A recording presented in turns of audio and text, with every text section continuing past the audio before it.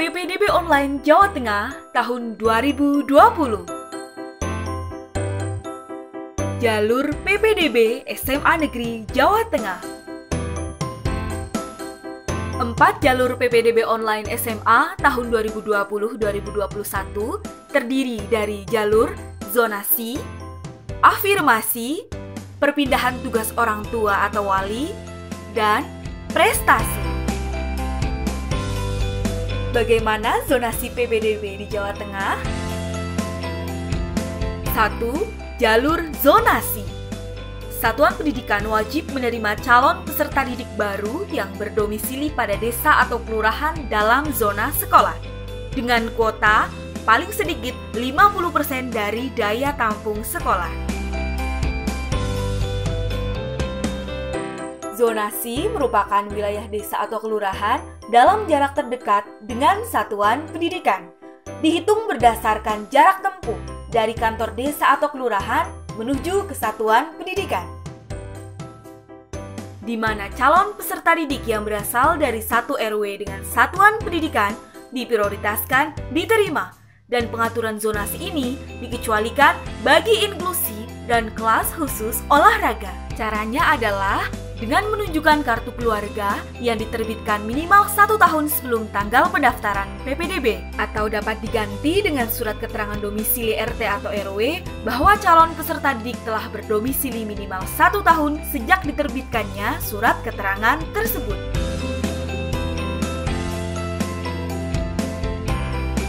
Untuk calon peserta didik dari pondok pesantren, zonasi sekolah mengikuti tempat tersebut dengan menunjukkan surat keterangan bahwa pondok pesantren terdaftar yang diterbitkan oleh kantor Kementerian Agama Kabupaten atau Kota, serta surat keterangan telah mukim sekurang-kurangnya 1 tahun di pondok pesantren. Untuk calon peserta didik dari panti asuhan, zonasi sekolah mengikuti tempat kedudukan panti asuhan bagi calon peserta didik dari panti asuhan yang dikelola oleh pemerintah dengan menunjukkan surat keterangan kelayan. Sedangkan dari panti asuhan yang dikelola oleh masyarakat harus telah berbadan hukum. Calon peserta didik dari daerah bencana nasional dan daerah, zonasi sekolah mengikuti tempat domisili sementara dengan dibuktikan surat keterangan dari desa atau kelurahan.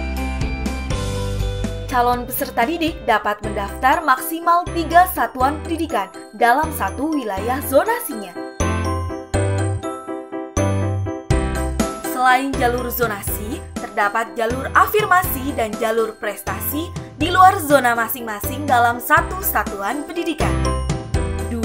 Jalur afirmasi diperuntukkan bagi anak keluarga ekonomi tidak mampu, anak panti asuhan, dan anak petugas penanganan langsung COVID-19. Calon peserta didik yang diterima melalui jalur ini minimal 15% dari daya tampung sekolah. Apabila jumlah pendaftar kurang dari 15%, kuota akan dialihkan ke jalur zonasi.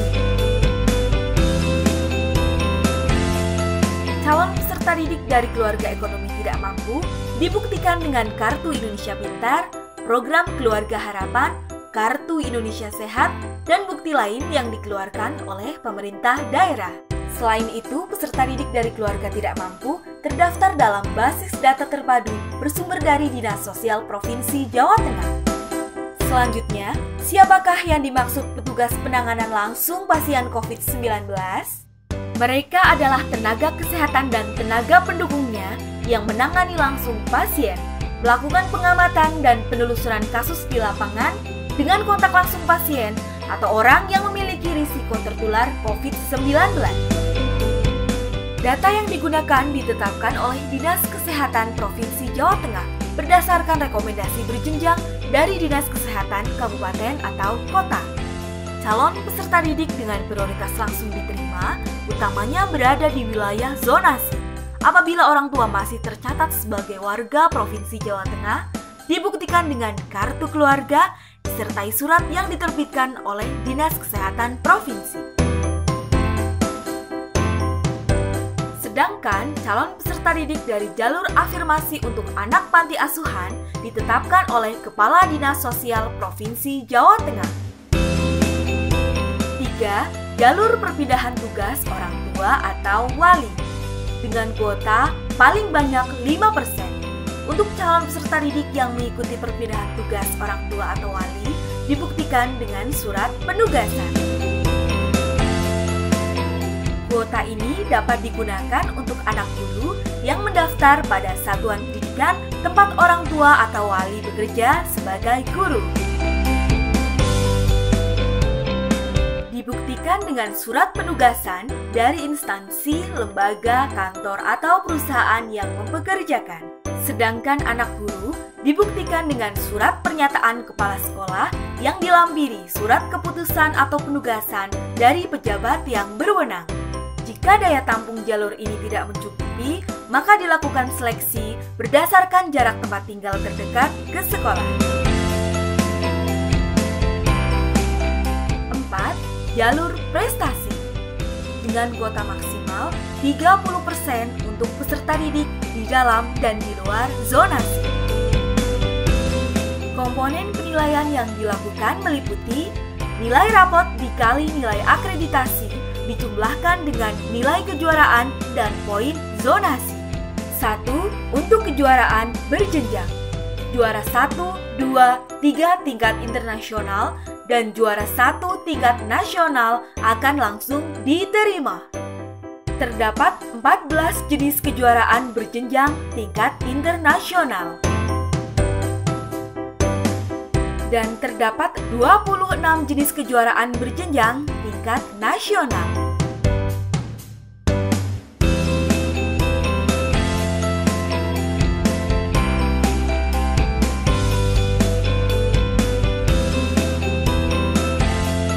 Bobot nilai kejuaraan berjenjang adalah diambil prestasi tertinggi dengan nilai juara 2 tingkat nasional adalah 5, juara 3 adalah 4, juara 1 tingkat provinsi adalah 3, juara 2 adalah 2,75, juara 3 adalah 2,50.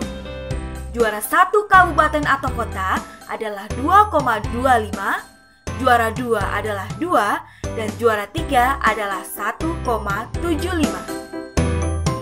Lalu, bagaimana nilai kejuaraan yang tidak berjenjang?